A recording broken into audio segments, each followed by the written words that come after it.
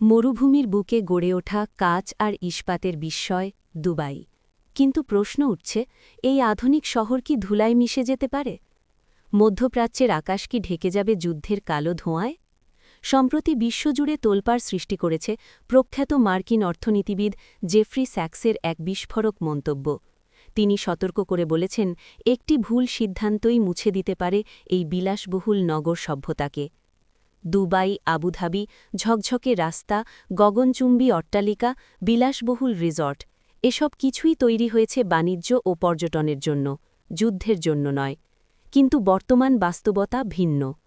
Iran ও ইসরায়েলের মধ্যকার দীর্ঘদিনের ছায়া যুদ্ধ এখন ধীরে ধীরে প্রকাশ্য সংঘাতে রূপ নিচ্ছে।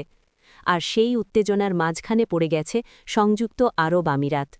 জেফ্রি স্যাক্স সরাসরি আঙুল তুলেছেন আমিরাতের পররাষ্ট্র নীতির দিকে।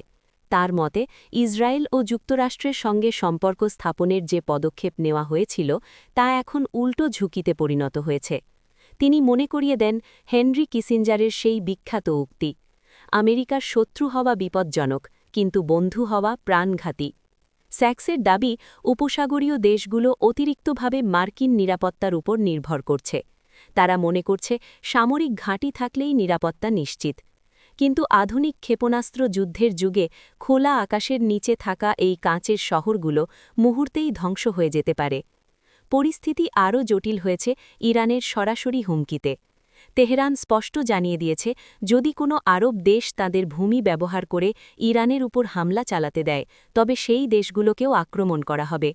২০ মার্চ দেওয়া এই সতর্কবার্তা ইতোমধ্যেই আতঙ্ক ছড়িয়েছে উপসাগরীয় অঞ্চলে। অর্থনীতিবিদরা বলছেন, দুবাই চলে বিশ্বাসের উপর।